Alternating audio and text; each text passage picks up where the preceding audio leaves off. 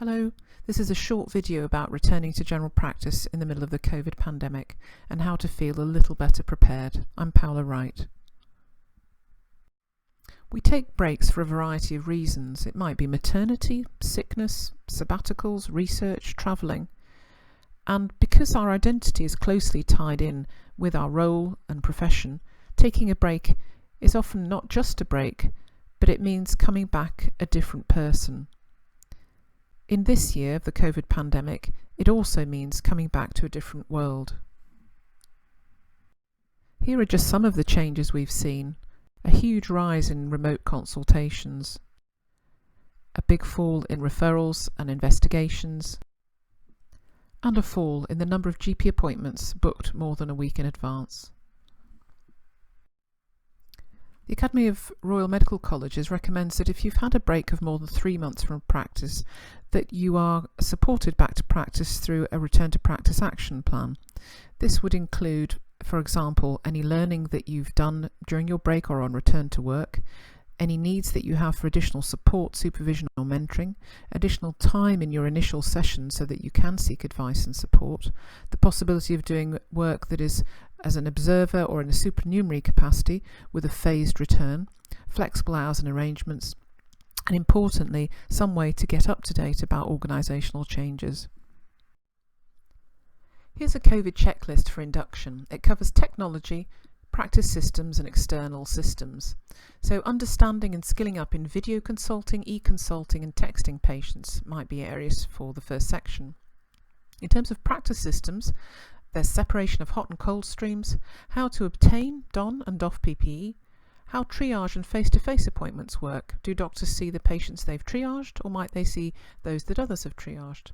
Understanding how 111 slots are managed and what areas of practice activity are suspended and which ones are prioritised, and also how the COVID vaccination programme will work if it's being provided from within the practice.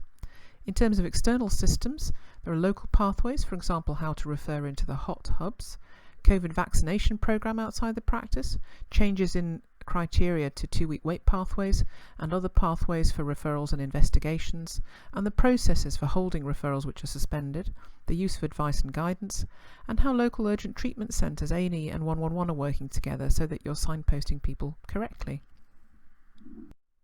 There's been such a lot of guidance produced during this pandemic, it's been difficult to keep track. Here's a checklist of some topics that you might want to have a look at before going back to work. If you want, you can pause this slide to read this. I'm not going to read all the elements out.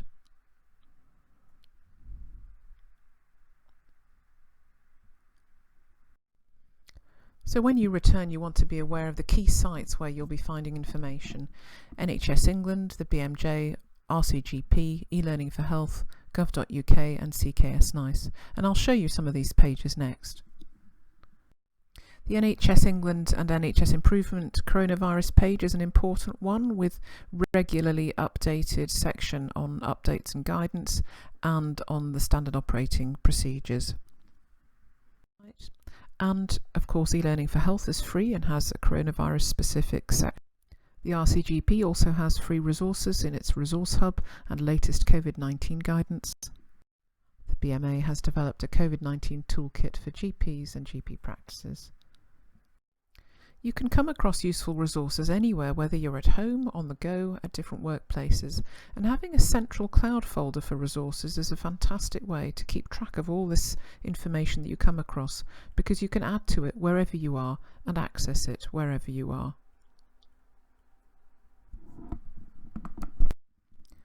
This is my Google Drive of resources that I add to constantly and update. It has a clinical resources folder and an infectious diseases folder in which I have my coronavirus folder.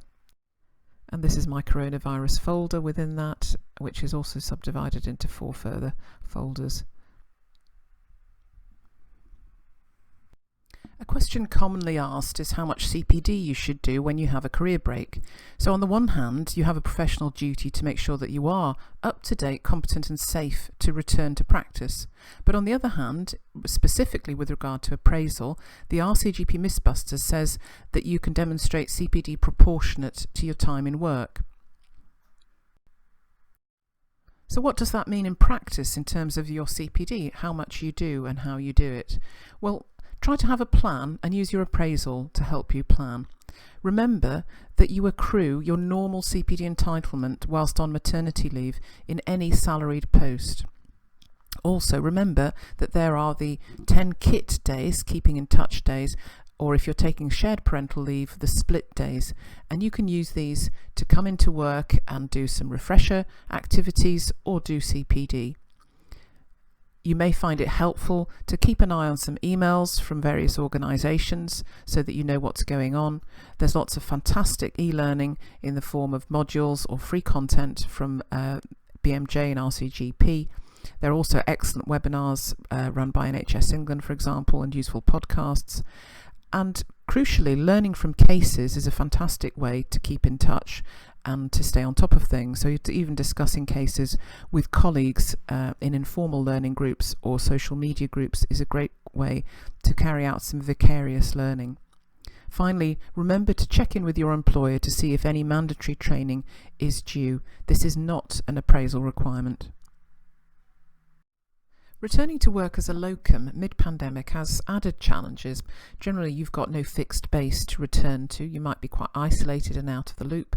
Generally, you might not expect an induction and have difficulty accessing training for new IT systems and devices, but you're expected to hit the ground running. You also need to think about whether your terms and conditions of engagement are COVID safe, and also whether you've complied with a risk assessment for your own situation.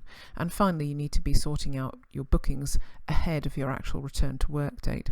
It's worth finding out from your local HEE team or NHS England office if there are any return to practice schemes which are funded, for example, through the local retention fund. The ideal return for a locum is a situation where there's an induction at a practice and then a phased but funded return with a graded increase in workload and supervision and support from a colleague on site who's also funded for this important work. A debrief at the end of each session is also key. Where this funding is lacking, you may need to find another pragmatic and mutually beneficial arrangement. Approach a practice you already know and propose a reduced workload for a reduced fee, and try to put in place an ad hoc support either from within or outside the practice. It's important to explain your support needs, as not all practices will have the capacity to provide this.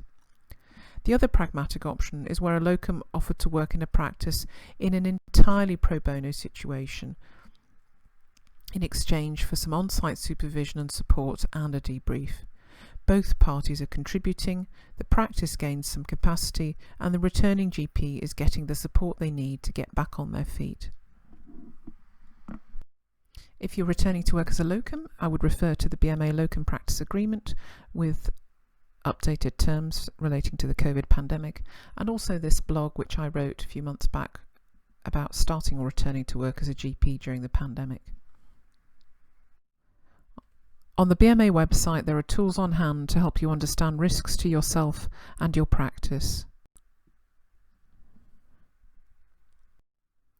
An appraisal as you're returning to work can help provide hope and empowerment. So hope in terms of career choices and discussing the options, but also in terms of rethinking your current role within the same practice. It can also empower you to request an induction, to changes in practice systems and referral pathways, to request supervision and support on your return, and to request a phased return with catch-up slots and your accrued CPD entitlement. I have a few other short videos on my YouTube channel which may be of interest to you, and they're listed here. I do hope you found this presentation helpful.